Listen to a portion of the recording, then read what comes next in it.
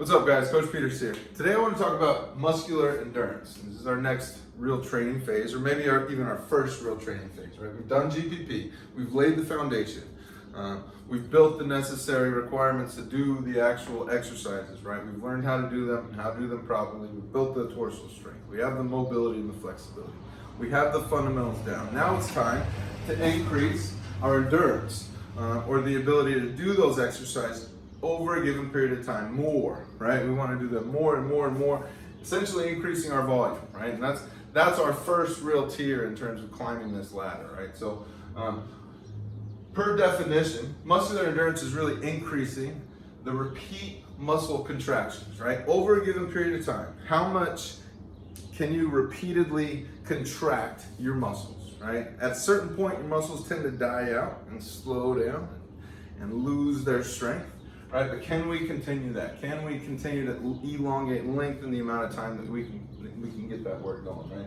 And in doing so, we're going to be using what we call the oxidative energy system, where oxidative, it's going to use oxygen as its primary source of energy. We'll talk about the others later, but this is the first of three separate energy systems. So in doing so, we're going to increase the cardiovascular demand, right? Think about it. Cardiovascular is the heart, and that system, the cardiovascular system, which is different than muscular endurance, but muscular endurance training requires an increase in cardiovascular system because it uses the oxidative energy system. So stay with me here for a second. You have the cardiovascular system, which is the heart, and how it pumps blood through the body, right? Well, it gets that good, fresh blood through the lungs, right? And it's fresh because we breathe it in. So we have the oxygen that comes into our lungs.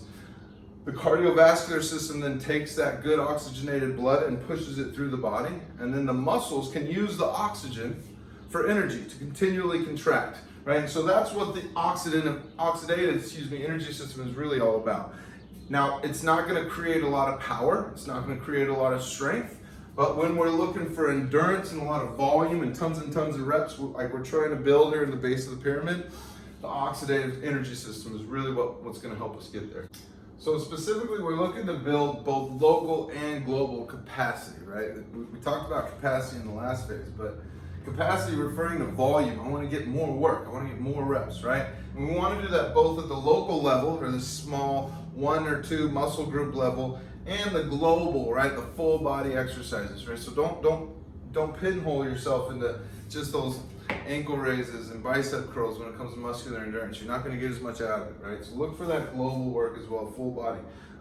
Notice we are going to burn a lot of calories here. Obviously, with all the work, all the volume, we're going to burn a lot of calories, probably lose some weight, and tone up a little bit. So this is a good style of programming if that's kind of your goal. And then finally, just a quick note, right? This is the second of 5 of the components of physical fitness. So it's certainly very important when it comes to your lifelong health and wellness that you spend time training similar to this, at least at some point during the years. It is going to help you down the road. So how do we specifically get there? Some of our program guidelines are going to be very lightweight. I think 70 is a little bit high even. There's a lot of people that say out there 50% and below, right? So we want to stay very low with our weight because our reps are so high, right? At or above 12 reps per set, right? So once you get started, right, push yourself a little bit.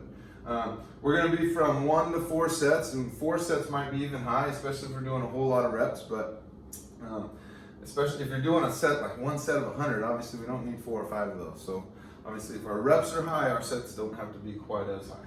And then our rest time is going to be very low, right? Less than or equal to 30 seconds. You can get a little higher than that, maybe about a minute, but try not to get up so high because again, we're trying to work our cardiovascular system, and that recovers quite quickly because we're not operating at such a high rate, right? So give yourself 30 seconds, get right back into it, right? So here's some examples of it: circuits, Tabatas, interval work is always good. Just to kind of close this and bring it home, right? We got our pyramid of development here that especially we're using in this class and that Al Vermeil uses as well, but essentially we got our GPP, general physical preparedness, our base, our fundamental level. We put that in the last phase. Now we're starting to increase our volume, we're starting to increase our workload, we're starting to climb the ladder, right? So choose exercises that are cyclic in nature, right? Since we have to do something that's repeated, we don't want to do a bunch of jumps where you stick and land and then reset, and then it kind of just stops that, right? Choose things that are cyclic. Get outside. I really recommend getting outside and grabbing some of this stuff if you can, right? If grab a med ball, grab a kettlebell, a dumbbell, grab a bar. If you got a barbell, you got barbell complexes, right? Grab a band, plenty of body weight work. You think back to our PST testing, a dowel or a wooden stick, right? And you can do tons of exercises with that and get really great work, right? So we talked about our tempo last week. Manage your tempo. You can really play around with it. Now that you learned it, find different ways to use it. The X's are really fast, right? You can go super fast at something, or we can go really slow, right? 2 seconds up, pause, 2 seconds down, pause, 2 seconds, you know. So, and here's some other examples, right? Timed sets. Do as many reps as you can in a certain amount of time. Do burnouts. We all know those, right? Go until you can't anymore. And then pyramids, right? Start 10, 12, 14, 16, 14, 12, 10, something like that, right? So here's a couple ideas. Essentially endurance, get your volume in, right? Get your piss hot, let's go to work.